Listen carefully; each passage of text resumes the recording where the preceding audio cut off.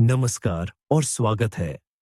दिसंबर 2025 में सूर्य शांत नहीं रहेगा और पृथ्वी उसके प्रकोप को महसूस करेगी। भूचुंबकीय प्रहारों की एक श्रृंखला के लिए तैयार हो जाइए, जो हमारी तकनीक और हमारे स्वास्थ्य दोनों की परीक्षा लेगी। यह महीना सिर्फ छुट्टियों की तैयारी का नहीं, बल्कि ब्रह्मांडीय घटनाओं का सामना करने की तैयारी का भी है। दिसंबर 2025 एक उच्च सौर गतिविधि का महीना होने वाला है। हमें शांति के कुछ संक्षिप्त पल मिलेंगे, लेकिन कुल मिलाकर हमारी ग्रह का चुंबकीय क्षेत्र लगातार दबाव में रहेगा। हम कई भूचुंबकीय तूफानों का सामना करेंगे, जिनकी ताकत कमजोर से लेकर शक्तिशाली तक होगी।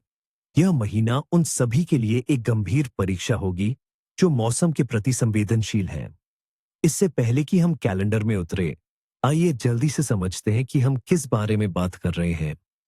चुंबकीय तूफान क्या है? कल्पना कीजिए कि सूर्य की सतह से आवेशित कणों की एक धारा सैकड़ों किलोमीटर प्रति सेकंड की गति से हमारे ग्रह की ओर दौड़ रही है। जब यह धारा पृथ्वी के चुंबकीय क्षेत्र यानी मैग्नेटोस्फीयर से टकराती है, तो यह उसे हिला देती है। यही चुंबकीय तूफान है। इसकी ताकत को केपी इंडेक्स नामक पैमाने पर मापा जाता है, 0 से 9 तक। 5 या उससे अधिक का केपी इंडेक्स एक तूफान माना जाता है। सबसे शक्तिशाली तूफानों के लिए एक जी स्केल भी है। G1 कमजोर से लेकर G5 अत्यंत शक्तिशाली तक। अब दिसंबर 2025 के लिए मुख्य पूर्वानुमान पर आते हैं। सीमा इस्वानो डी समांतरी महीने की शुरुआत ही बेचैन करने वाली होगी। 3 और 4 दिसंबर को हमें एक मध्यम दर्जे के लेकिन बहुत ही संवेदनशील G1 श्रेणी के तूफान की उम्मीद है। केपी इंडेक्स 5 से 6 अंकों तक पहुंच सकता है। यह एक शक्तिशाली सौर लहर का पहला झटका होगा। 5 और 6 दिसंबर को मैग्नेटोस्फीयर अशांत बना रहेगा, जैसे कि एक बड़े झटके के बाद की प्रतिध्वनि। स्वास्थ्य पर प्रभाव पहले से ही महसूस किया जा सकता है। सिर दर्द, दबाव में उतार चढ़ाव और सामान्य कमजोरी। इसके बाद एक संक्षिप्त शांति का दौर आएगा, लेकिन यह शांति भ्रामक होगी। कुछ पूर्वानुमानों के अनुसार 12 से 14 दिसंबर के बीच एक और शक्तिशाली चुंबकीय तूफान आ सकता है, जिसकी तीव्रता केपी इंडेक्स 5 तक पहुंच सकती है। यह एक अप्रत्याशित झटका हो सकता है, जो हमें याद दिलाएगा कि सूर्य की गतिविधि अप्रत्याशित है। दिसंबर का सबसे तनावपूर्ण दौर 21 तारीख से शुरू होगा। 21 और 22 दिसंबर को पृथ्वी का चुंबकीय क्षेत्र फिर से अशांत हो जाएगा। ये आने वाले मुख्य तूफान की तैयारी होगी।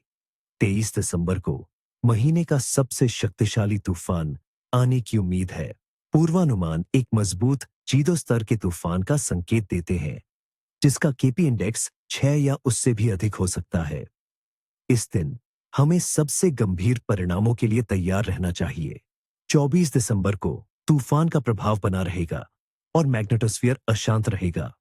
केवल 25 और 26 दिसंबर को हमें एक संक्षिप्त राहत मिलेगी, जिससे हम नए झटकों से पहले अपनी ताकत फिर से जुटा सकेंगे। क्योंकि 27 दिसंबर को मैग्नेटोस्फीयर फिर से अशांत हो जाएगा और 28 से 30 दिसंबर तक हमें साल के अंतिम चुंबकीय तूफान का सामना करना पड़ेगा, जो छुट्टियों की तैयारियों के बीच आएगा। इन ब्रह्मांडीय घटनाओं का हम पर क्या प्रभाव पड़ेगा? सबसे पहले, जो लोग मौसम के प्रति संवेदनशील हैं, वे इसे महसूस करेंगे। G1 जैसे कमजोर तूफान भी सिर दर्द, नींद की समस्या, चिड़चिड़ापन और पुराने रोगों के बढ़ने का कारण बन सकते हैं। और जब 23 दिसंबर जैसे शक्तिशाली तूफान आते हैं, तो स्वस्थ लोग भी ऊर्जा की कमी और ध्यान केंद्रित करने में कठिनाई महसूस कर सकते हैं। लेकिन खतरा सिर्फ हमारे स्वास्थ्य के लिए नहीं है, हमारी तकनीक भी जोखिम में है।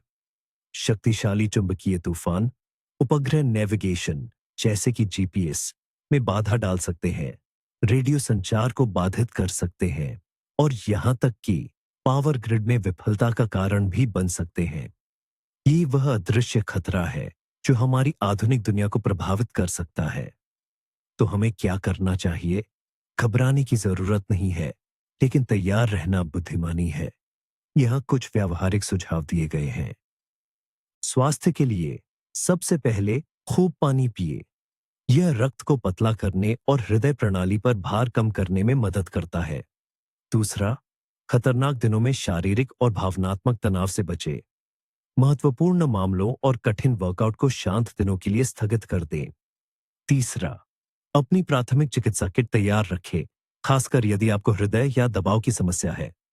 चौथा, हर्बल चाय जैसे कि पुदीना या कैमोमाइल तनाव को कम करने में मदद करेगी।